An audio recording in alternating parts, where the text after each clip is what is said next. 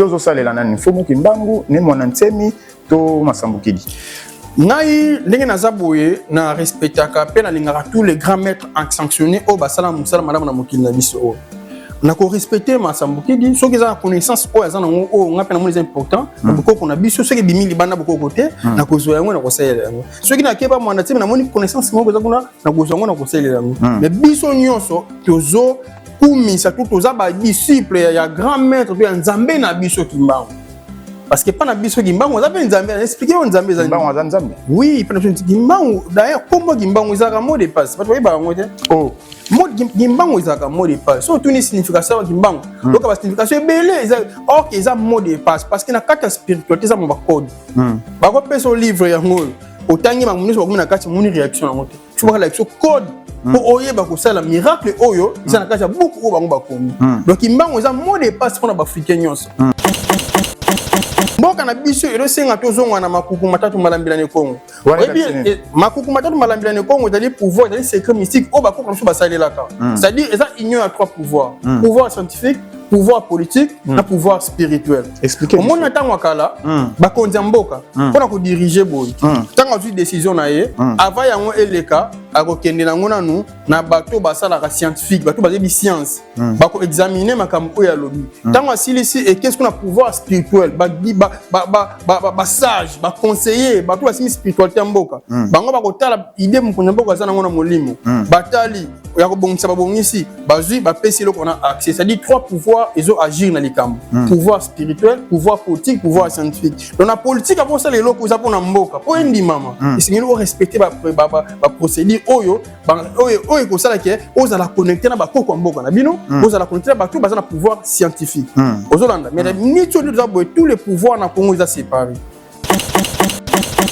Mboka il faut zonga royaume. À part que zonga royaume, makambo belé il faut ko bongisa. Kombo ya mboka il faut ko zongisa ngona na Congo na à la source. République démocratique du Congo, il faut attaquer les gens à la République démocratique du Congo. C'est-à-dire il faut que l'on la sait. Il faut que l'on la parce que quand on a un pouvoir spirituel, ça qui monte tout. Quand on a catholique, on a la Congo central par exemple, on a la Katanga. Toza la kananga bo tuna ati ba kaone za la kapona ni pourquoi expliquer biso kaone za mot de passe et ça pouvoir ya biso pouvoir Kimbangu et bandi na tango Kimbangu ke bandi uta mokile bandi Kimbangu za mot de passe na expliquer batu bale mara bango ndeko sambela mutu ana droit ko sambela te ko prier c'est important te mutu za droit ndeko ko méditer ya ko invoquer na kutena kamoko bona bi ni invoquer ko konanga moko boye na sali bilanga na bilanga bo tikana invoquer nzambe bo siko biloko na yamba benga ba idolâtrie. Or que ba éviter mokili oyo eloko nyonso tizaka créer na mutu moko na nzambe moko chaque eloko est-ce na bisa o ndenge biso lozula ka nzambe est-ce que fumi lozula nzambe bongo mais fumi azanya nyama oyo nzambe asali obenge nyama nzambe asali mais ba kazana rôle ana mission na epe o nzambe pas ko soit batu na ko matela batu na bilamba wana siko sela nyonso soko minimiser bongo c'est que moni nzambe azana utilité avuelo a créer loko mona mokizamo important. Et le connaît le cause d'importance nango chaque être vivant a un rôle à jouer dans mokili o mais ndenge bio zula nzambe ndenge nyoka zula nzambe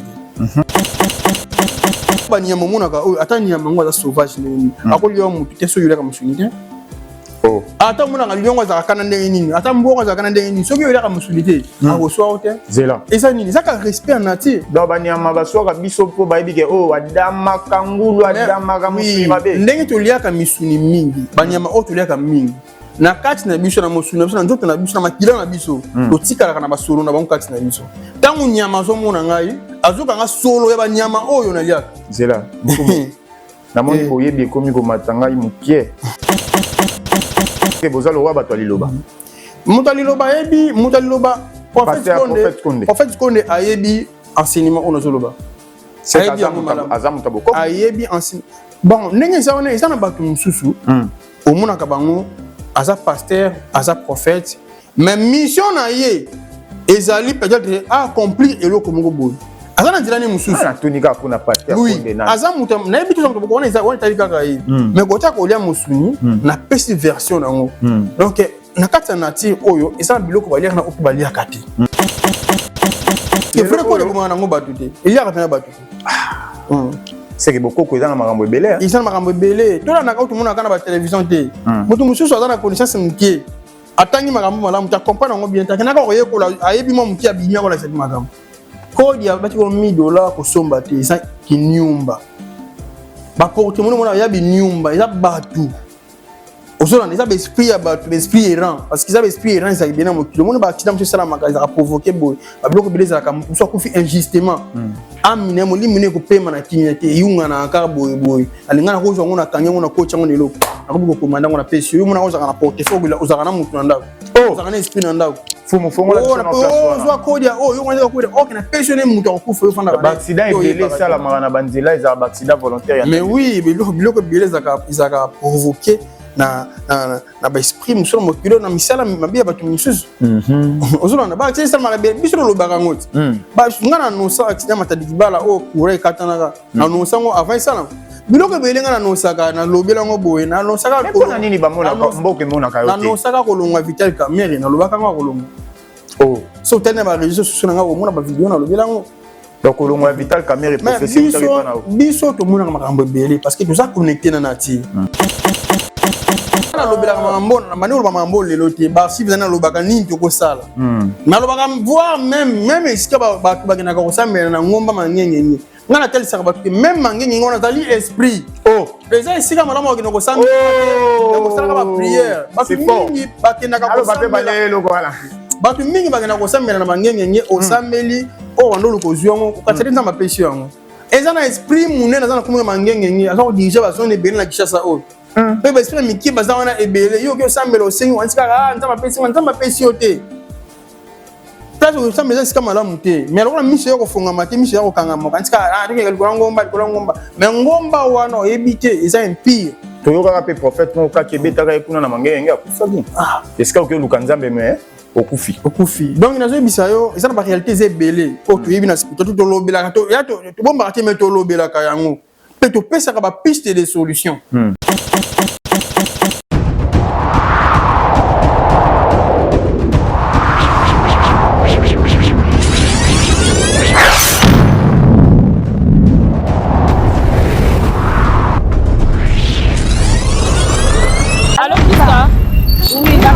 kin marché ya Asanef awa na bâtiment ka ya kin marché na kati bato na ngambo oyo nde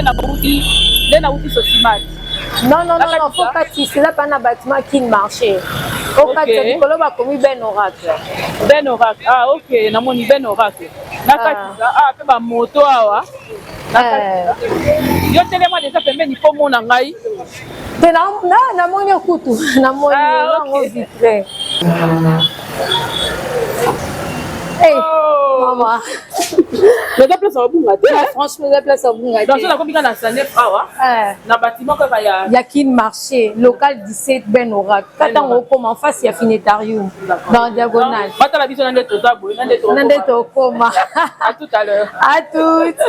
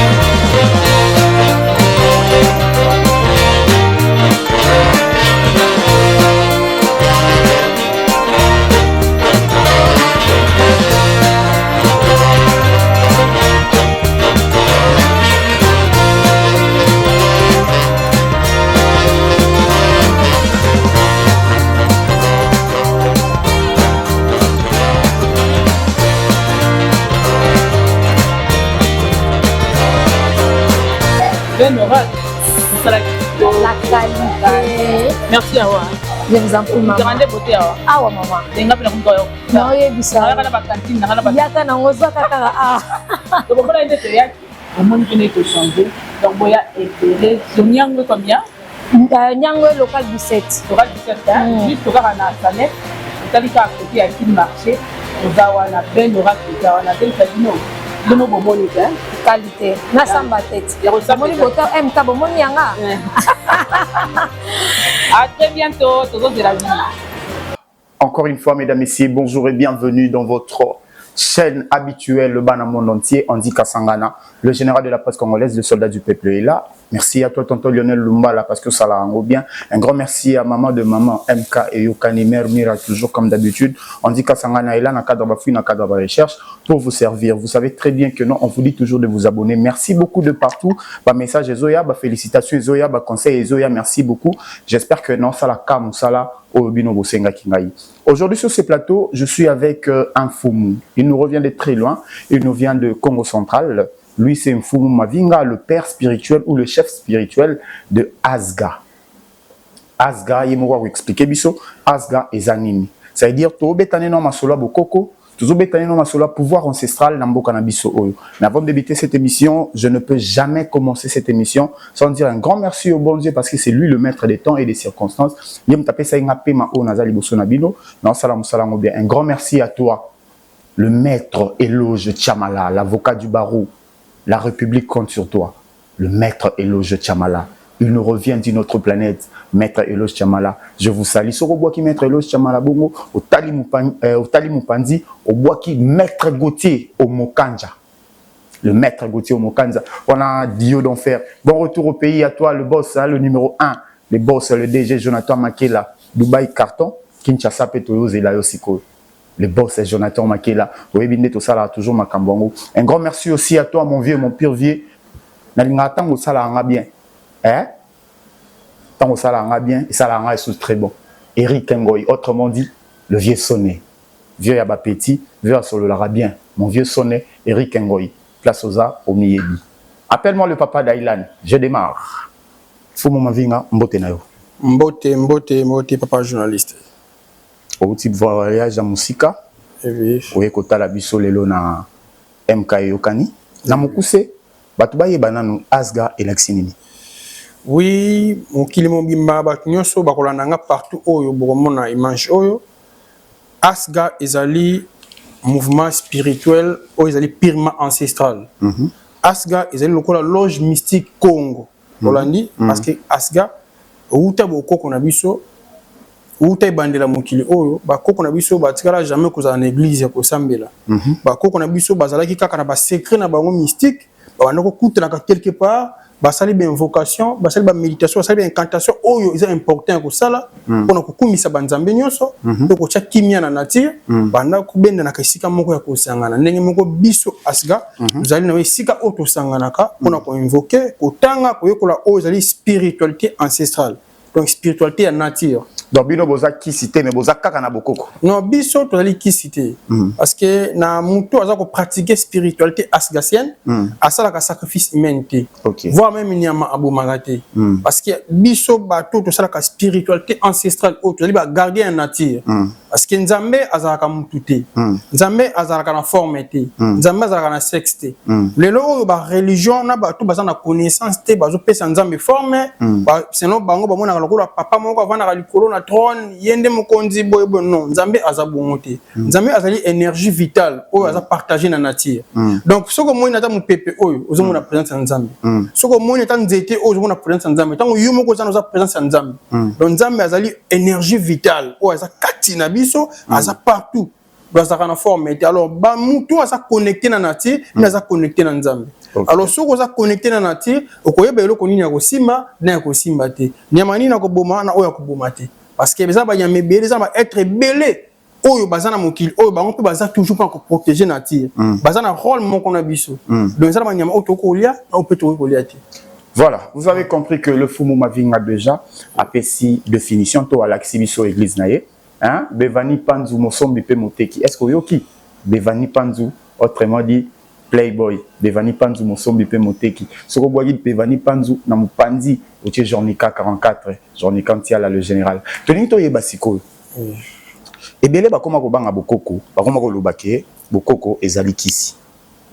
Est-ce que Bokoko et Zakisi, toi, Zalikisi? Bon, en réalité, na mokili oyo, batu mingi, balanda makambo, ba yoki, me ba monité. C'est-à-dire, batu ba yinaka Bokoko, pe na foti na ba monté. Et ça par rapport au bayo kaka ipa batu ba raconter la kabango masolo ba bete la kabango parce que mutu lelo oyo mutu ko fana nega ka lelo leki na télévision ati bitenda rouge asala ba magie na ye asala ki maraboutage na ye akoya ko bimana miso batu ko la mutu asala la kaboko asala la ka ancêtre or ki asala ka ne ba ancêtre te ye asala ka ne makamususu asala ka ba magie na ye alors mutu abongo batu ko pese confiance ba ke ko travailler na ye au mona ka mutu be liboma mutu akufi ben inconvénient ebele ye mutu wana client akoyeba ka na koluka mutu mo Bokoko asalele makambo ne PC retour wana or que mutu wana en réalité azali na Bokoko te donc na kata Bokoko te mais sa force ya nature sa puissance ya nature ezala kana inconvénient te donc vrai Bokoko ezala kana inconvénient te yango mona ka même bato ba kapana biso tout ça ba travail to senga bango ba mbongo te donc soko yepa na ngana so ezan posero comme na obse que somba boyongi sa bo au moins na ko sengo droit na ngana consultation parce que ça musala na ngai tant on a zulaka ngotan on a conscience sabatu ko biki sabatu ko tangi sabatu ko la ngande na za pour que na yamba na pe sous batuti parce que misal est tellement ébélé à kosala pour enseigner batu bazali banda mboka batu bazana Congo bisike belé mouvement ezwami donc ça peut charger ma case mais batu ba été Bokoko bobanga ka yangote parce que mutu nyonso soki ba koko ne bazala ki te pe ngaka zalati zela place wana na moni betinga mwa muke on est kolobake biso nyonso to batela makai pa bakoko ya mboka na biso oui biso nyonso to batela makai pa bakoko parce que chaque famille ils ont esika oyo bandela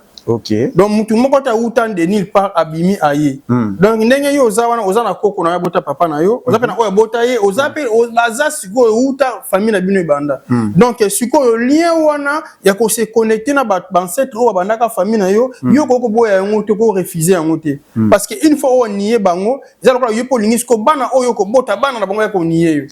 or que batu musu ma famille na bango bozana ba pouvoir makasi bazana ba docteur makasi bazana batu musu bazana ba moko ba pouvoir moko boye bazalaka nango na mokili oyo ezaka pena riche yo skota goza mwana oza koko oza na génération oyo okokuza na capacité ya ko recourir na epa na bango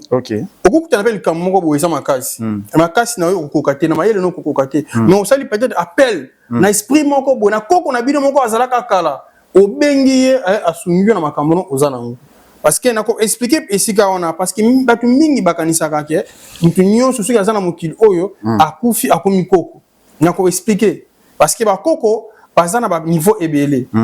nakata ba koko na biso tozana ba koko o bazana ba koko ba bengi ba ancêtre méritant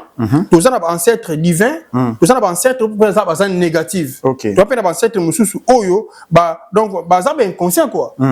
tant on a vivre dans mokili o ndenge nga na za awa na sana connaissance ya nature na so maîtriser nature na ba dimension nyonso oyo nga na za nango nebi mabe nebi malamu na tant on a sala mabe na zo violer directement loi ya nature tant on a bomi oninga nga mutu na bebisi loi ya nature na tant on a na koza su connecter na nature te na komi libanda ya nature na komi inconscient parce que na ko sala makambo eza mabe mais nga na zo mona ngo eza malamu alors soki na zo sala makambo bongo soki na kufi na ko commencer traiter ya malamu donc aux ancêtres oyo mabe ya inconscient donc batu bazana posa ko benga ngai te otango bengi ngai na ko yela yo kaka makambo malamu te osponga mota na zaki vivant no saka makambo ya mabe OK ba ancêtre pe malamu bazali siko yo ko yebisa ngai bo ancêtre ba kufa raté non mutu azali composé na 3 parties na corps âme et esprit OK na tous les trois parties on a eloko moko ka emona na keza corps physique ko yango eza matériel âme na esprit eza ba objet immatériel c'est dire ekufa raté donc ngana ko kufa nzoto ngako kufa mais esprit na ngako kufa te alors quand l'esprit na ngai ndenge yo za na ndenge ngana za ndenge ba nyonso mokilo bazali tozana esika moko ezala ko disque dire na kati esprit na biso esika wana babenga ka yango mémoire akashique mémoire wana est enregistré kama nyonso no sala na mokili o na mabene malamu izokoma enregistrer na esika wana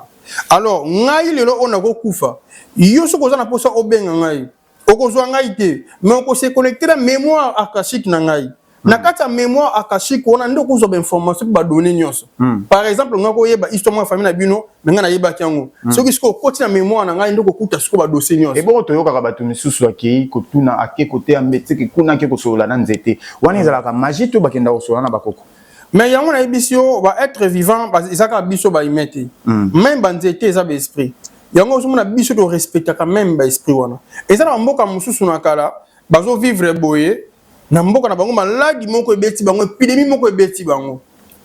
mais nakoluka ya batama yele beko découvrir nzete moko boye bakatika poso nango batokisi ba meli boye babiki nzete wana automatiquement bakobenga ngo pe nzambe parce que ça nini esungi bino et pesi solution eza nzete oui nzete obenga ngo nzambe oui yosko o négligeango mono eza nzete oyo mono ngo nzete ndenge yo pona ni amemi lobiko mais oui nzambe eza qualification nzambe ezalaka komba mutu te ozolanda donc oqualifier mutu nzambe oqualifier eloko moko nzambe soki ezo apporter aide ezo sunga ezo servir bino bokobenga ngo nzambe eza problème te bamboka musu eza baliaka lion ki par exemple mboka musu eza baliaka nyama moko songolo pakala te soki olanda l'histoire okomona musu nyama wana sungaka bango na makambo moko boye bakoma ko vénérer c'est normal bon ba baliaka mbwa mais oui yango na biki nyama na nyama to eloko na eloko eza na ba signification nango nya ukuta zo kangela biso bampuku na ndako metuzo eza na ba nyama mususu mutu akoki kolia yango te par rapport à spiritualité africaine pe spiritualité ya école na bango parce que ndeko za boy to za biso congolais mais to za ba tribu différent chaque tribu eza na histoire eza na source eza na makambo nango eza na banzambe na bango oyo esengeli ko se connecter na bango et biso spi ba congolais to apena banzambe oyo baza général pour na biso nyonso olandi donc bato baliaka ba biloko wana ba ipo ni baliaka yango parce que lelo ko ya mboka musu baza baliaka pa manyoko te mais soki ko te kuna baliaka manyoko ok koto baliaka bote koto baliaka ngo Isaac foko yeba sikoyo eloko zolia par rapport à tradition na yo sikoyo to into yeba asga amemi nini na kati ya mboka na biso Congo asga aye na enseignement aye na connaissance oyo bakoko na biso bazalaka nango oyo batu babungisa asga kozongisa bango lelo oyo to zomona ba maladie ebele oyo batu babika te mtokoza na sida bo akeno hôpital biso ko bika te mais bakoko na biso na connaissance na bango to koma na niveau oyo ko connecter ko se connecter na bango ba révéler biso makasa ni to kopesa mutu sida mutu abiki ba juste na makasa mutu abiki mais fala koza no ka tradi praticien non na kata bokoko na kata spiritualité wana tradi praticien eza lokolo mo partie moko na kati donc c'est-à-dire oyebi molimo fo ba pelikasa fo ba penzete zela oyebi molimo fo ba pelikasa fo ba pelikasa ozomona biloko bele batekela biso na ba wenzi na ba marché que so balikasa mo bo so nzete mo bo sali lango solution te pona ni parce que yo kanisi ko buki osalika bo esili non et ça maloba fo ba gisa et ça na prière fo ba gisa pour connecter nzete wana parce que nzete ro salela wana peut-être mutu ko subila ngote mais mutu mo leka wana subila kango abebisa bikila nango abebisa pouvoir nango tango lobi malobo sali prière osengi na nature azongi si pouvoir nango osali lango na kimia nyonso yozo salela nani fomu kimbangu ne mwana ntemi to masambukidi ngai ndenge naza boye na respectaka pe na lingaka tous les grands maîtres sanctionnés o basala musala madame na mokili na biso o na ko respecter masambukidi soki za connaissance o za nango o ngape na moni important boko na biso soki bimili banda boko kote na ko zo yango na ko salela yango soki na keba mwana ntemi na moni connaissance moko za kuna na ko zo yango na ko salela yango mais biso nyonso tozo kumisa tutoza ba disciple ya grand maître to ya nzambe na biso kimbango parce que pas na biso kimbango za pe nzambe expliquer on nzambe za kimbango za nzambe oui pas na biso kimbango d'ailleurs kombo kimbango za ka mot de passe pas to ba ngote oh mot kimbango za ka mot de passe so tuni signification ya kimbango donc ba signification belé za ok za mot de passe parce que na kata spiritualité za mo ba code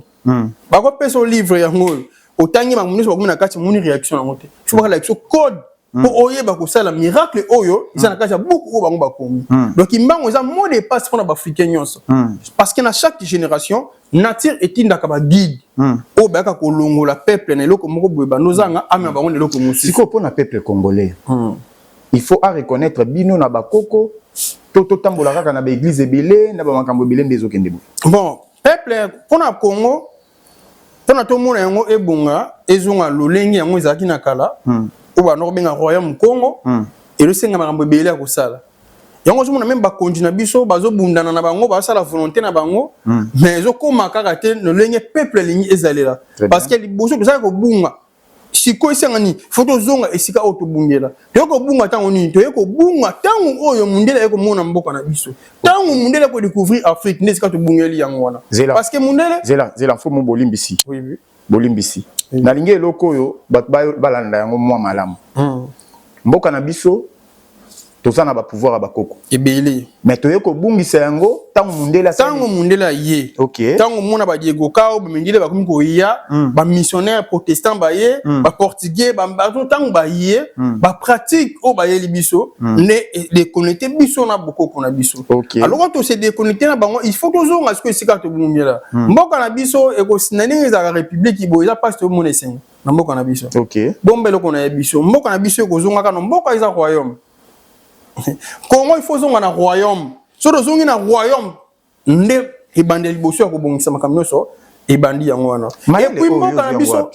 maelo to zoka ngona milimo to tanga ka to benga ka to considérer ba ancêtre so ki mboka na biso zongi royaume te to ko bandaka ka tatone ko le to ko ina président oyo aye so ki ye aye wana to ko ina susu muso pa ya to ko ina susu to ko bandaka ina ka bango kaka et puis bango ata bazana volonté ko sala bolamu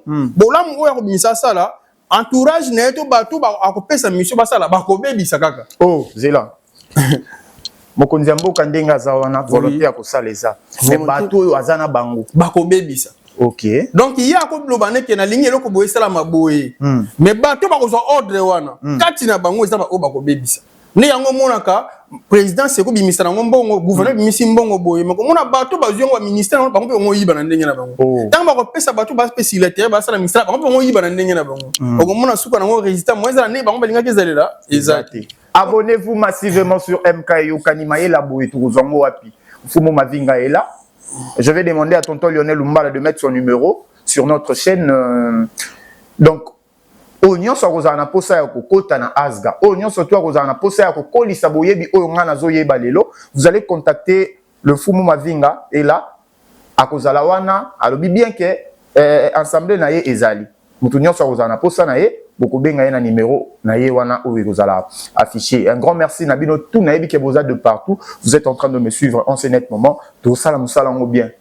To sala ngo kande bolingaka. Un grand merci à toi na penser directement à le président, le big boss Toussaint Cobra, Moutaliar à dollar et là laté.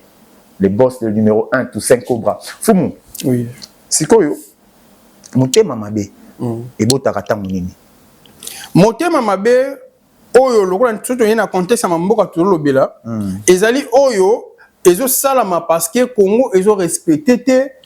ba principe oyo yango esengeli respecté. Boy. Tango yango ezo la respecter te milimo nyonso ya mabe pe ya malamu baza wana bazotala ba intérêt na bango ya mabe bakolinga place au trouble ezali po bango ba reni alors tango yo ozwi makanisa kosala bolamu mutu mususu akoya po akoti loko mabe kati na do milimo mabe kokota po détruire oyo yo sala parce que procédure eza respecté te mboka na biso elo senga tozonga na makuku matatu malambila ne Congo makuku matatu malambila ne Congo ezali pouvoir ezali secret mystique o bakoko mususu basalelaka c'est-à-dire eza union à trois pouvoirs pouvoir scientifique pouvoir politique na pouvoir spirituel. Expliquez. Au monde attend wakala, bakonzi mboka, pour ko diriger boy. Tant que décision na ye, avant yango eleka, akokende na ngona nu na bato basala ka scientifique, bato basé bi science. Bako examiner makam oya lobby. Tant que silisi et qu'est-ce qu'on a pouvoir spirituel, ba sage, ba conseiller, bato basimi spiritualité mboka. Bango bako tala idée mkonza mboka za na ngona molimo. Batali ya kobongisa babongisi bazui bapesi loko na accès, c'est-à-dire trois pouvoirs ezo agir na likambo pouvoir spirituel, pouvoir politique, pouvoir scientifique. Donc la politique avant ça les loko za pona mboka po endi mama isengeli o respecter ba procédure oyo oyo ko sala ke oza la connecter na ba koko mboka na bino oza la connecter ba tout baza na pouvoir scientifique ozolanda mais ni tout tous les pouvoirs na Congo ils a séparés. Donc bato basala la scientifique basala mangu négligé bato basala pouvoir politique nde bakomi ko dominer tant basala makambo wana bato sala yango sans que basala na connexion na ba pouvoir misatu wana malembe place wana pouvoir politique pouvoir scientifique na pouvoir spirituel oui yango ça ko prendre njinga les a trois pouvoirs aux a uni pour être Congo tambola faut trois pouvoirs des sangana donc faut ba politicien ba travailler na bato basala spiritualité pour être spiritualité faut ba travailler na bato basala pouvoir scientifique so bango mi ça ba travailler malamoko les news peut vous en ouverture comme on appelle président aux en facilité pour diriger et puis mboka il faut zonga royaume. À part que zonga royaume, makambo belé il faut que bongisa. Kombo ya mboka il faut que zongisa ngona na kombo na à la source. République démocratique du Congo, il faut attaquer les zones à République démocratique du Congo. C'est-à-dire il faut que l'on la sait. Faut que on a parce que quand on a pouvoir spirituel, ça qui monte tout. Quand on a gagné tout ça la Congo central par exemple, tout ça na Katanga. Tozala kananga bo tuna raté ba kaone za la rapona ni pourquoi expliquer biso kaone za mot de passe et ça pouvoir ya biso pouvoir et bandi na tango kimbango te bandi uta mokile bandi kimbango za mot de passe na expliquer kimbango zalaka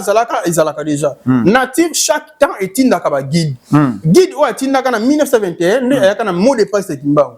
olandi donc zalaki nzambe ba tinde ne po kaka ko sala mission moko donc mission ya kini na ko zonga mission na boko na biso pe ko mission indépendance ya monta ba mission e siraki yepesa nini akindaki na mokila molimo c'est pas kindaki na mokila molimo. Yo tu n'as raté pourquoi ba belge ba bundisa mi pourquoi mindele ba missionnaire ba nyoko la mi kasi po ya kana ba pouvoir na ba yeba ki ya muto ayena ba pouvoir ya kolongola ba to na bo otoche bango et ayena idée ko pesa bango indépendance ya ko zongi sa bango na source donc Congo eza makambe belé au futo ça la produit mo na makambe vandi ce qui rien et nous allons groupe ya ba tout ka ba no sepela c'est-à-dire ceux qui ngana zubo konzi entourage na ba relation na ngaba tu ngana so ba pe ba sepeli ceux qui pona ko sepesa mokili mobima Congo mobimba et que ça la passe attends na vu na tie volonté wana et volonté wana ko ndima maté parce que pouvoir na nga za séparer bande ko na yi bande ko les ani pouvoir spirituel pouvoir scientifique pouvoir politique baza bande ko baza ma passe misat o batambisa mboka o utana debi bien ko bon mais bazo yo kanate baza séparer OK baza séparer on moni makamu etambola malamu ezaliki mais biso to le karama média boye to zo karama réseaux sociaux pona toujours ko komisa message pona ba africain moko na moko abana ko ka bana ko comprendre niki do sala émission oyo boye ba continue sur politicien ba service ba kolanda ngope ba tuima quelque maloba on a lobby ata ba koluka ngati ba luki ba tala ma partout bazolanda yo en direct ni moza ba luki ba tout ba lekinga ta na connaissance ko ba ibi histoire mboka oyo ba ke ba tuni aba orienter bango apoto zo ngisa pouvoir isalini to sala bo to zo ngisa to ki nyoso wana ezongi ndemboka biso ko za kimia so ki rien mboka na biso esama kambe belé yango biso to sambela nyoso militaire nyoso po on a empêché makambo ebele siko bino na ba église de réveil bozala na vision mon côté oui biso na ba église de réveil to na vision mon côté depuis na source biso ro sala la kato défendaka oza ba valeur spirituelle na biso valeur traditionnelle na biso o ya biso ba yindo ya biso ba bandoki o bango binga bondoki mais bango sko ba yela biso ba kambo oyo empereur Constantin na batu misusu bazwa ba fandi basali idée na bango pona batambwisa mokili pona ba dominer batu bango mahambo basali la bango nde ba commence koyo ko lakisa biso yango o mona mutu aza pasteur aza prophète famille na ye moko même mata siko ko na pamba yebiti ko abota papa na ye ayebi mais ko abota na ayebi na baza ebele histoire mboka na yo oyebi na oti famille na yo moko buti oyebi source na ngote oyebi ata bakoko na binote mais ozoya ko beta biso masolo ya makambo batu bafandi bakomi ba histoire esalami na esalami te bisika o toza ba preuve na ngote ba yeli biso na spiritualité o ya bokoko to sala ma sécurité biso tango to sala loko réaction na ngwezalaka donc soki na sengelo boye yango ndeko sala donc mais na ko sambela to mona ngo biso benga biso bandoki bien que to sala mbongo te ba finga biso mais on a to vivra bien ko le capitaine bato ba sambela mingi et parce que richesse pena mokiliza ka mbongo te même santé za richesse OK à cause na santé mbongo za richesse cause na sengo za richesse et les gens ko za na mbongo parce que ça na bato bazala ba millions bana ba mbongo ebele ba compagnie mais on a même sous pas malaya mketu ni saka solution mona na rate mais biso mona na sanga pe ne loko tenzanga na mbongo te mumena liaka na niveau na nga na saka bien na sobela pe loko mote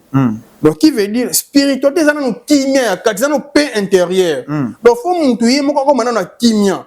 muntu asala mate po kende ko lilaka so ki nzamba asala yo na mokili est ce que akotiko ko nyuka na mokili akotika ote et pour ça ne loko moko te yo ko za ngo pour ça nzamba ye bate parce qu'il y a bida nyoso donc c'est à dire nyoso yo ko senga ye il faut ça yo oyo za ngo posa il faut penser aux ana droit aux ana importance okena ko lelela ka ete ya kufuka mila ka ete pour penser yo oyo za droit na yo parce que bana ozo bota na mokili yo za na obligation za na devoir ya ko zo bango soina bango ya ko tangisa bango ya ko sala nyoso pona bango pe bango pe tango ba ko koma na niveau mususu bango ba ko pe ko sala sa pe susu ka yo mais biso comment si ko nzambe o sala biso fo bandu na biso na ba problème comment on nzambe o ye asali biso bien moko asala biso na idée na ye mutu atinda ete azui atindi nga na mokili aluki siko nga na zala mutu mabe aluki oza moto malamu mote comme injustice c'est que ba église bazote ya biso malamu te ba église bazote ya malamu te bazote ya malamu te bazo comprendre makambo bango bazote ya te parce que yango moni ma débat musu ya nzambe na ba église balinga ko continuer ngote parce que que surtout kina ngoti na suka to suki sapi mayela makambo soki ba lelo ba pasteur ba to église ba comme ko réfléchir bango nyos ba ko kanga ba église na bango ba ko moter boko ko na biso pour ba comprendre ce que non faut que ya botolo bela botolo ngisa botolo bela bo mais mikolo lo to za na l'air du verso ne nazo remarquer na ba pasteur ou ba ko comprendre boso mona zo te ya ne kaka makambo na bango mais zo mona yazo tutaka le ba passer ba mo reconnaître kimbango mais ça grave ça grâce ça malamu ba ko comprendre mona pe muteleki na télévision un pasteur en limbe qui en tout cas kimbango pena boye ça va ongonga o deni ngonga o nde makambo o il faut yeba donc peuple congolais faut yeba sika zali ko sambe les importantés ko sambe les importantés mutu azala kombo ya nzambe wana oyebi kombo na ye batu ba elio nzambe wana bala kiso nzambe wana ba mboka na bango po kende kuna faut futa na visa on a pas beaucoup de visa pour que na mboka na bango mais ba elio siko njela paradis gratuitement na ba elio bible ofele pour que le paradis mais pour que na mboka na bango ba futi so visa ba compliqué yo un mot ba boy pour peso visa ba refouler yo est-ce que tu raisonnes que l'on a dit est-ce que nous ko ba ke mindele nde ba tchebiso na trouble mindele ba tchebiso na trouble do ba zobiso en otage parce que si ba comprenant esclavagisme na minute oh et ko ça la souci ko betara ba to ba film buté ya ko kanga ba to ba chaîne té parce que si les cas déjà temps on ba ko na si ba bunda ba mona ezala ka souci na minute commandé esclavagisme mental do ba zubino esclavagisme na nenga ba classe ba zubino esclavagisme na nenga ko sambela Ozolana omona muto atangi akomi docteur tout mais China musala sala eloko mulunga osala ezati pona nini batangi sengo eloko malunga te ba mathématique botanga ka o soki bo maîtriser bo comprendre yango bien bo créer biloko ebele parce que mathématique omona ka vrai mathématique eza biso bi mathématique malamu bino bakoko mais oui mais oui il faut me lever la biso na nous c'est que ba mathématique to tanga na classe on ça wana biloko bo tanga biloko pamba yango mona ka mutu na biso te mutu ko mi docteur na ona kubo na mamboye tango mutu comprendre loko malamu c'est-à-dire yepe azana droit ko batelo ko musuna oya comprendre o izaka bongo pour comprendre makambo na malamu c'est-à-dire yepe obi de ni na comprendre o malamu c'est que fona ça pe bon ça pe na créer loko mususu biso créer ani o créer kangote. Or que biso nde to bi makambo ko créer na bokoko na biso ba pouvoir na ezali et senga batu ba le mara bango ko sambela mutu ana droit ko sambela te ko prier est important te mutu ana droit nde ko méditer ya ko invoquer na kutana ka moko bo na bi ni invoquer ko na ngamo boye na sali bilanga na blange bo titi kana invoquer nzambe bo siko bloko na yamba benga ba idolâtrie or que ba ebité mokili oyo eloko nyonso tizaka créer na mutu moko na nzambe moko chaque eloko est ce na bisao leke biso zula ka nzambe est ce que fumi ko zula nzambe bongo mais fumi azani ya mawo nzambe asali obenge nyama nzambe asali mais beka sana rôle ana mission na epe o nzambe pas ko so batu na ko matela batu na bilamba wana siko sena nyo siko soko minimiser bongo c'est que moni nzambe azana utilité avelo a créer le comme na mokizango important. Et le connaît le importance nango chaque être vivant a un rôle à jouer dans mokili o mais ndenge bio zula nzambe ndenge nyoka zula nzambe te ndenge ndio zula nzambe ndenge mbo zula nzambe te chaque être vivant a une façon na a un enseignement direct ou ta création o ebeli nzambe lelo o banyama monaka o atani yamango za sauvage ndeni akoli yo mutu te so yula ka musunite ata mona ngaliongo za kana ndenge nini ata mbongo za kana ndenge nini soki yola ka musulité akoswa hotel zela eza nini zaka respect en nature do banyama baswaka biso po bayebike adama kangulu adama ka musuni mabe ndenge to liaka misuni mingi banyama o to liaka mingi na kati na biso na musuni na biso na nzoto na biso na makila na biso to tikala kana basolo na bango kati na biso tangu nyama zo mona ngai azuka nga solo ya banyama oyo na liaka zela na moni boye bi komi ko matanga mukie ndenge tozali boye tango yoka kata ba na bandal to liengulu solangulu etikalinga mais oui mais ngulu écoute na nzoto non écoute na kati non écoute na kati ko nikama est-ce que selon manyo c'était parce que na kati musuna ngulu wana ndeza na ba vitamine za ma biloko ebele o etikala na nzoto na yo tango etikala na nzoto na yo tango za liboso ya nyama oyo za carnivore oyo ka musuni akoyoka o sola musuni wana oliaka parce que là je suis presque chaque jour kasi benyama to liaka wana mama kila na bango isa kati na biso tangu nyama zo mona azuka ngape sola nyama na biso tout n'a pas battu sur yo ça expérience ça là 10 ans on l'a raison musulman mon côté on l'a gagné makila te pendant 10 ans 11e année ba cho place mon année mon quoi azala kana ndenge ni tota so akolia te c'est que bozalo wa batali loba mutaliloba ebi mutaliloba prophète Konde ayebi enseignement onozoloba c'est azamu taboko ayebi enseignement bon ndenge ça on est ça na batu mususu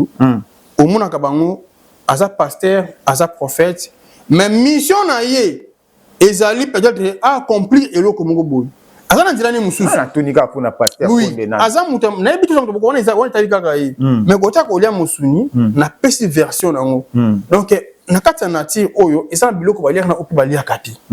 nzambe yemu to sali banyamango yemu to sali boye zongi si sali boye ayebi dake o balia kana o balia kati par rapport à la tradition par rapport à la tribu na biso par rapport à coutume na biso eza na ba autre na obeto lia kati mais en général soko le miko lia biloko musuni ba manyama o le miko lia bango ça ata 10 ans nyama moko te ko lia ata kana ndenge ni avant to le ka étape oyo okosenga nini na bayi politique nyonso tout bazolanda biso na ngonga o na bayi politique ngai eloko na osenga bango ezali basala toujours musala na bango mais basala ngo malamu na bosolo nyonso esengeli ba connecter yango na trois pouvoirs oyo basangisa pouvoir scientifique pouvoir politique na pouvoir spirituel ça dit ko ça eloko te yo moko na sentiment na yo pona bakanda na yo mais avo ça eloko vandisa batu oyo basa na pouvoir scientifique o babi nini bakosala face à batu basa pouvoir spirituel nini o bakosala parce que lelo oyo toko ko sala prière toko belela bakoko basali ofale basala même kimia na mboka ezongi bitu bapena ba est on est ici ba connaissance on est ezali mais connaissance en tant on za quelque part ezana batu o bazo détenir ba clé ya ko fongola ba contact wana ceux qui vont tout ti bango ba ko relaxer même mo sala bo tozongi sa bo solution payer na mboka na biso parce que boye kaka ba contribution ba sala makambo ba bi sa volonté bango mais volonté bango zomona ezokenda kaka mabe donc mon compte bi misi le mbongo a permettre ma malamu salama mais quatre bango mutako yiba kozanga te mutako yiba kozanga te connaissance eza makasi hein donc il faut vraiment batu bazonga na boko ba comprendre histoire ya mboka oyo histoire ya mboka oyo avant l'indépendance et puis tina indépendance faut ko yiba histoire surtout comprendre malamu ni to yiba ko tambusa mboka ona kimenyeso c'est que yo za na lignée moko ya papa Nkusu ngai na comité na lignée ya papa Kusu to lignée ba nini parce que baza ba né na biso physiquement bien que esprit za âge te parce que bota pe mwana mo bébé mwana ngoza mukolo na esprit ezala rapide donc mwana no moko boti maza mukolo na esprit déjà aza ancêtre à s'incarner do wana ezala kana mais physiquement bo baza ba papa na biso to komi ko kanisa na bango te mais sauf que mutu na mutu na mission na ye o yela na mokili oyo o ba papa ba accomplir biso doit accomplir pe o biso yela na mokili mais ti question moko elingai tant oyo ezata ya mama Sila Bisalo artiste na biso ba mama ya SB Nyon surtout na pesi bino mbote mais okomona bato bazo tiele ba jalousie okomona bazo combattre Sila Bisalo na babilo okomona mike yo etanke bokoko eloko wana okomona ngondeye nini bon omoni ba komba ba tuvumana nga koloba te mais lokolo tuni ngai na sana plateau na sana choix te na komeka koloba oyo na monika ndongo lobeli ngabo parce qu'il faut comprendre ngo ezana batu musala mokilo bazaka ba élite donc maman Sila za élite un élite muto za élite a vivre na kimia tina mokilo OK donc muto za élite c'est mokilo azala ka muto bazaka toujours mal compris mama wana aza na étoile OK aza élite mais sauf que makamu susu yemo a comprendre raté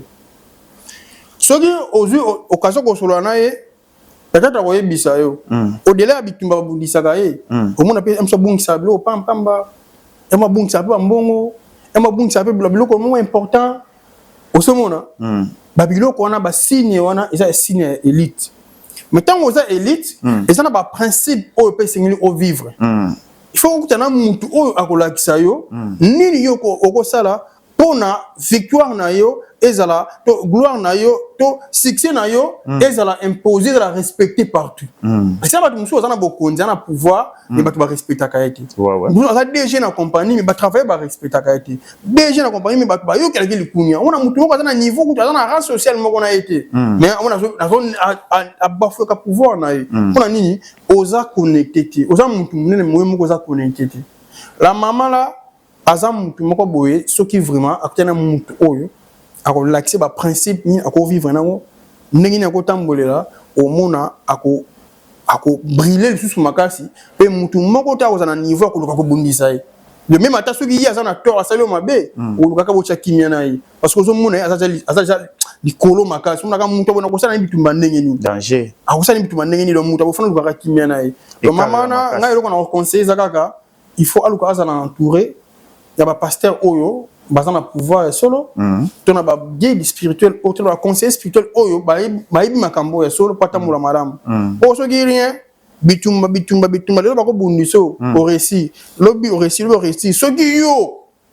bato ba bundisa yo sai bango le côté ba ko continuer ka ba no ko multiplier maele ti mukolo oyo ko zala siko ba metu ba longi donc mutu il faut avoir un pouvoir ya kubangisa kabatu donc mutu asali ko mo eloko moko kutani angasa makambo ya kutani ye moko anto yo mo kapina o vraiment mutu na bunisa babunse susté oui c'est ça. En tout cas vous avez compris que Fumu Mavinga le visionnaire balobina tunayo ozala enragé à banganga to ozanganga te non bonganga interprétation nango ezala kamabe OK. Autant que le bakanganga nzambe to mona ngo mabete pona ni osolanda munganga tonganga aza mutu oyo asalisa kabatu oyo abikisa kabatu biso ya kala na kati na bango banganga bazalaki ndemo ba bandoki ndoki no benga ndoki ezala kana ndenge batu ba interpréter ba komisa ngote mutu azanganga to azandoki aza mutu oyo azo détenir ba pouvoir na ba mutu aza pouvoir surnaturel aza na contact na ba surnaturel c'est-à-dire ye aza na capacité de kokota en contact na bisimbi bambasi o bengi ba ange mutu wana nde bengi ndoki o aza na ba pouvoir o mutu aza na ngote malade ko na mboka boy ye akoti na molimo ba révéler ba bisheke zo likasa oyo zo prière oyo tanga boy zongisa boy po solution kota ozolanda do soko bengi nganga to benga ndoki ngana boye na ngaya ngote parce que nebi ki na sunga pe batu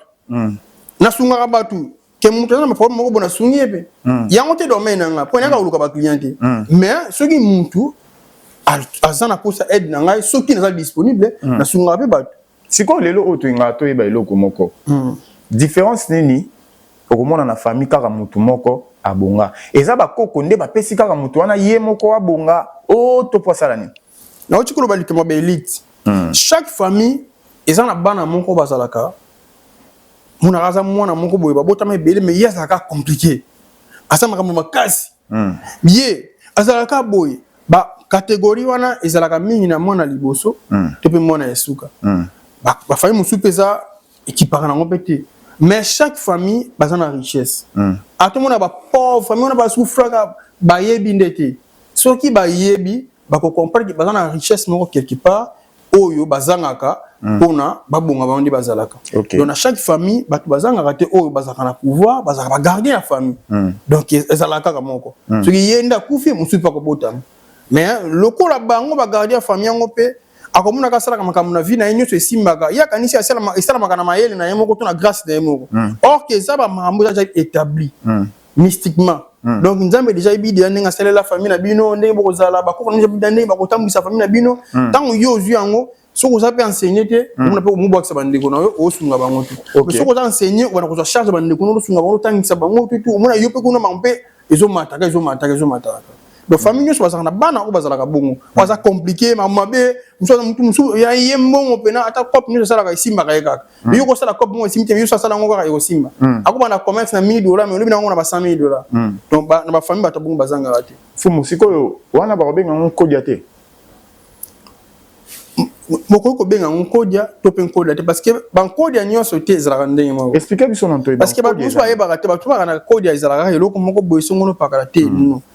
Kodia, ça dépend de la famille, ça dépend de l'école. Biso le auto benye en Kodia na Congo. Bato muso benye en nyoyi na balangi mususu. Bato eza na ba komo na ba komo robenye lango. Parce que Kodia ngo za la eloko, to ngo za pe na kati ya mutu. Parce que bana basi musu na vibo, azan Kodia famille na ye. Donc yé na vie na ye, azwaka mbala malamu, awa malamu po azwaka mbongo asunga ka famille na ye. OK. Mutu muso azan en Kodia ngo ko la te ngona sala cérémonie sa pour ezande kati na ye. Mutu musu muna ngeza ka kisano la pamba. Kisano la wana yakangaka suki. Soka kangi suki kaka na suki wana autongela ngo bandako. Mutu muso azana Kodia zaka Congo. Donc soki bokolo na bilanga awa. Et bino se kufu mais ye kufa raté. Donc Kodia eza ba ndenge belé. Eza pe ka Kodia bimisa pe ka mbongo te. Eza ba Kodia mususu e ba azana Kodia se kazana mbongo belé.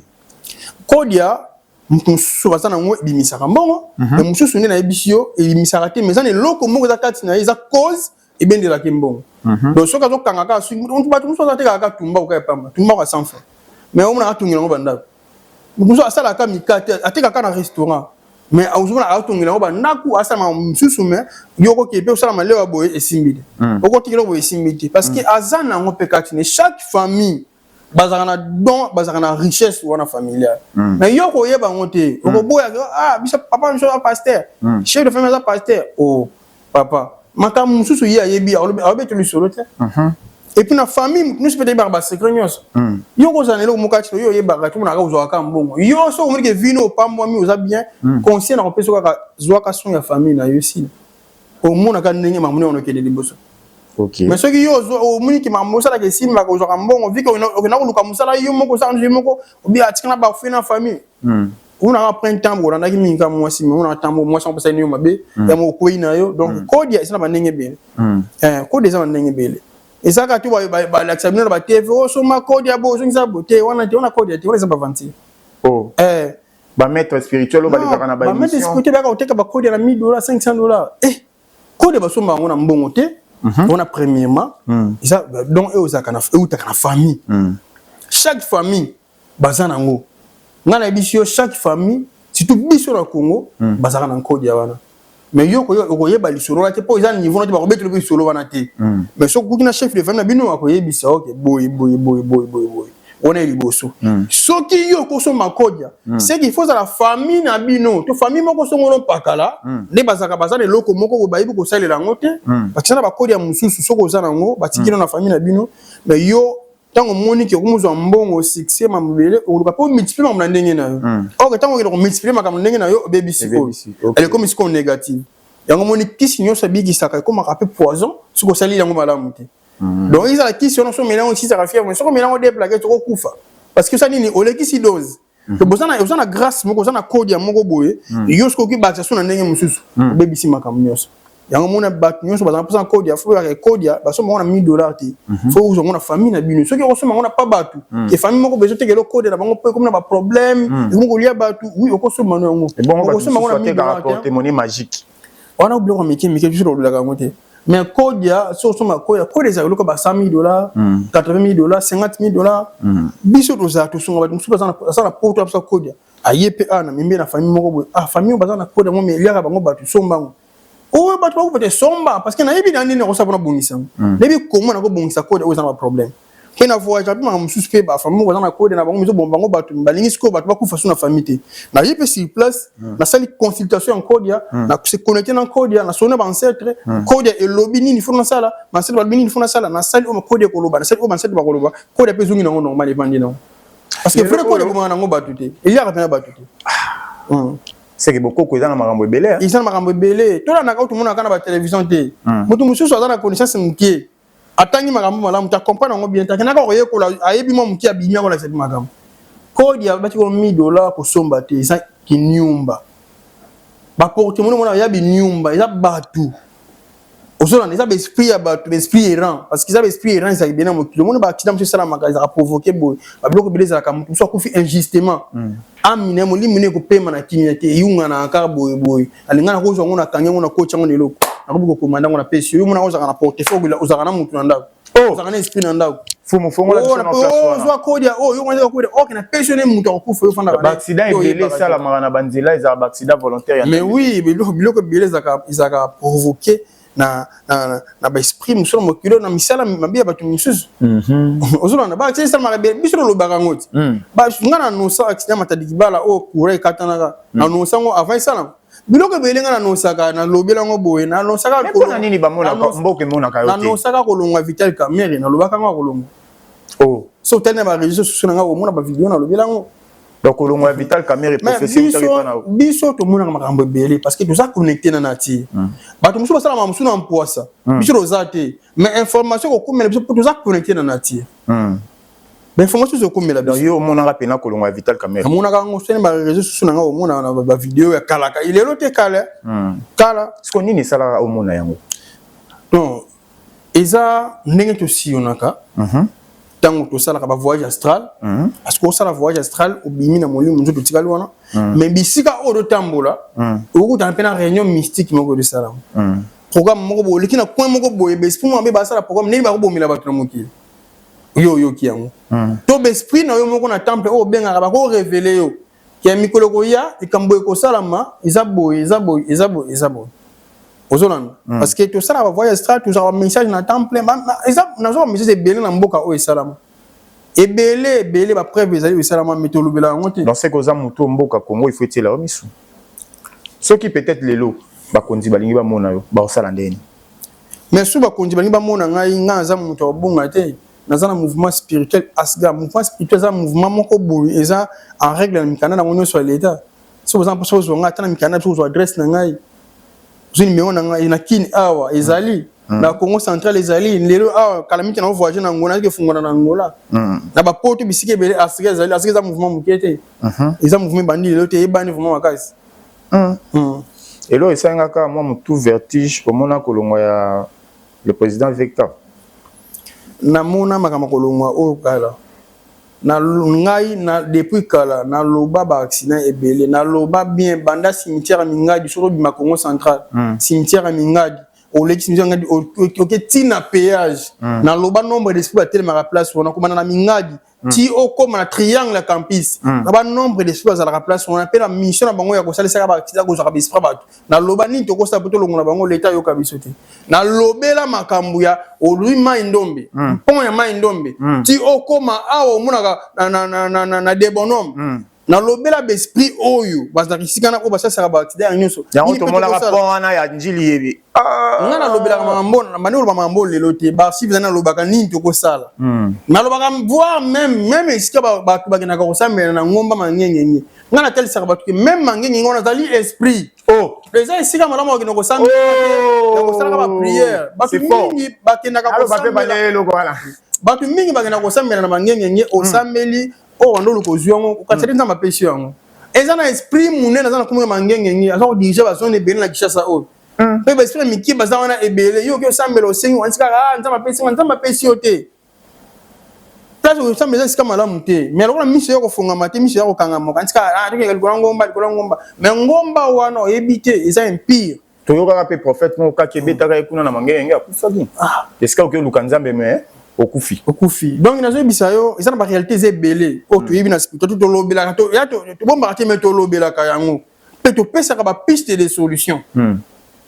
to lobela ka mama to lobela ka makamata mandela to ngi timura maka yo yibi na kinyo ko mele mabulo eza aw ba l'état ko sesa musala ba mi yango mais après quelque temps etimura misusu to loba met fo bandela mususu esala maka awa esala mona ba norme te esika muso botonga makadami bino ozomona ngo ezaka nzela normal bomme mususu na butu eza stade ya esprit basala raconte alors to lobela tanzela ya sayo banda sayo na ngiyengi lelo bisika musu mona ka batongi etimolami est-ce que si bodelo zaki esprit bazaka esika wana cheke ba avant ba banda nzela ba luka bino oui il faut que la cérémonie faut que telle esika to tongeza ndenge nini to sala nini poto longola biloko ambe eza ba kene po batika biso place to tika la kimia ba bulu musu timona balabala eza ba porte d'entrée d'esprit eza bisika ba bimela na mokilo pa kenela na mokili mususu d'autant bino mokubozi tango bongo mosala musala punda quelques jours quelques mois ko to boka susu parce que au monde appena ba venir mususu ba tumbi ba moto milinga tepe wana pena bokoko ko za spiritualité mais partout au saleté partout saleté il a passé la négative et vandeming l'esprit au bafana célébrer l'esprit négatif mutoyo aza négatif tiko za na saleté te ozolanda doso Marme belé. En tout cas,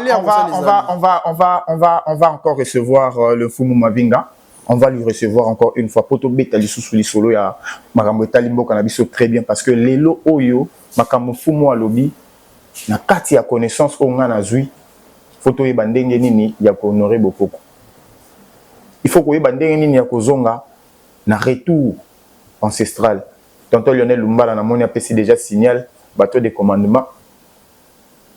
Dernière question pour tout chiter na biso. Lelo Oyo mboka na biso Congo ba diminuer nombre d'églises ba pesa bakoko place basala musala na bango tonini problème ezali église te église na nganda ko batongi za ba mire ciment batongi basali botutu problème ezali ya conscience peuple congolais nyonso aluka sala analyse aluka a comprendre ata la banda bana ko sambela église sali ni na vie na ye boko bande église nzela moko na mutu na pasteur bino ne bozo bino balika bo sambela mais lobi ya ko na ba jeep yo za kala ba jeep te ozolanda nzamba ko pesa kaka ye mais yo ko pesa oti toltala misala nini o ba tu o ba dirige église ba sala na mboka na biso oyo na bandimi na bango ba sala nini parce que mutu a refléter image o ezakati na ye so na mutu malamu te na kati na ngai ti libane ko mona na misala ona ko sala so pe na mutu malamu na misala na ngape ko lakisa na mutu malamu donc musika te donc ngai na osengane peuple congolais a lamuka a fungula misu na ya mulimu atala malamu nini o esengeli asala pona o ezosenga endimela kaye epesa mela kaye soko za na posa bonheur na mokili oyo okino lukango na deuxième monde te okino parce que bonheur ngo izaka ozola nangai c'est-à-dire ancêtre na biso nde bazawana bazana biso bavanda na biso bien que tu na miso comme on a bangote mais baza to yuka connexion to yuka to yeba to yuka connaissance makambo to loba oyo soko za na connaissance te umona ngoma kelele na matoyi to beta omona mutu mususu accident batu bakufi me ya kufite protection ya nzambe to ya bakoko so nzamba ndimba tumsona bakufa yeka bika mais baptême c'est ça batu bakufa rappelle berère ngana na sana makambo na to sala ba cérémonie na ngai na ipe na mutuka wana pe boye pas accident ngana biki yo batu bakufi mais peut-être ngani na kina mission na bomba batu bakufa ngana tikala ozolanda eza mutu na mutu foye ba ko se protéger foye ba ko mi batela faut yeba nini osa pour se protéger o battre étoile na yo o protéger bana na yo o vivre bien soko yebite yo pona yo ko samela ka isili nango yebango même bible na bino lobela bino yango la prière seule ne suffit pas dernier mokilo saka ko samela ti donc yebipe moi passage donc il faut ko zala non mais ça biloko biso to tanga ka yango pona ko yeba ba faille nango ko yeba ba lokuta ba tsala kati kuna to tanga ka yango des fois mais ko tanga yango te pona pona loko na zakuna kati te mais on a ko landela ba histoire nini ba lobby puis par rapport à réalité za ndenge ni ozomo bino bo batiza ba tundeni baptême ya liboso la vie à monto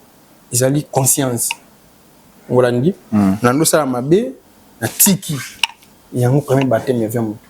le reste est égal des importants ko ba moni sogi au sali analyse oyo mutu soka vu baptême azu baptême akoma mabe ko le kananga zala yi amona ba période wana oko mona esava mais après un temps mona yiluka asumakazi surtout ba jeune fille osana mwana mke sozu baptême molima dunumbe côté ça la analyse ya donc baptême et bakisa mutu lo côté autre mona ko tshaba mai bakisa mutu lo côté baptême na busa conscience prise de conscience kina tiki mabe na malamu yango na premier baptême le biso mutu epa na biso to batisa kana mai te to pesa ka to talisi réalité yemo par rapport à réalité autre ko talisa ye na ba enseignement ko zo ndeko tiki mabe esili à continuer ligne esili na ngwana. Voilà, merci beaucoup. C'était bel et bien le Fumu Mavinga. Tozui, Toyekoli, Toyekoli. On dit Kasangana, le général de la poste congolaise, le soldat du peuple. Asa Libinoka, Moussalandé Bolingaka. Fumu Mavinga, Liloba Suka, pour la bande Banso, Balandibiso. Parce que je vous promets que tu yambaye les sous. Les loto beti masolo yamboka. Les loto beti masolo ya spiritualité à beaucoup. Lobby o ekoya, Torokota, Namakambu o Italie. Avant la paix, ça va m'boter dans Fumu Mavinga. Moi, Liloba. Bon, le basuka ezali était mutunyo sur un poste enseignement spirituel ancestral. Mutunyo sur une sa connaissance naie, aux en poste sa connaissance naie, aux a peut-être na question moi na biso tout ça conseil na biso. Tozawana na ba réseaux sociaux tozali sur beti fum ma vinga asga, atala ba TikTok ko mona ngai, numéro de téléphone ezali, on a mutunyo en poste ko contacter ngai, ezali plus 243 89 46 57 718. Plus 243 89 46 57 718. Le soko kominga numéro wana okozwa ngai tokosolola conseil pe ko pesa ma sans problème. To se pozinga te o communauté journaliste o ba koma akozwila ngai pona kosolola nayo na kimenios. Merci beaucoup. Voilà, un grand merci à tout le monde, tonton Lionel Lumbala, Moussale Salam Kitoko. Un grand merci à toute l'équipe. Il y a MK et Yokani Télévision. Jonathan Bingongo, je te salue, mon frère. Moussale Kendeka bien. Un grand merci à Ritomboui, ma petite sœur chérie, Ritomboui, Moussale Salami déjà. Un grand merci à toi, à celle que j'appelle Nora Djema, autrement dit Palmer, Noranik Djema, autrement dit Palmer, je te salue. Je pense comme ça à Sumera Tchabouka Munga, Motema Jonathan PV, hein? Motema Jonathan PB, Abigail Zabs, Motema Eddie Diora. Donc, Batikayo, Yoebi Makambo. After Awawa, on se retrouve là-bas. À suivre.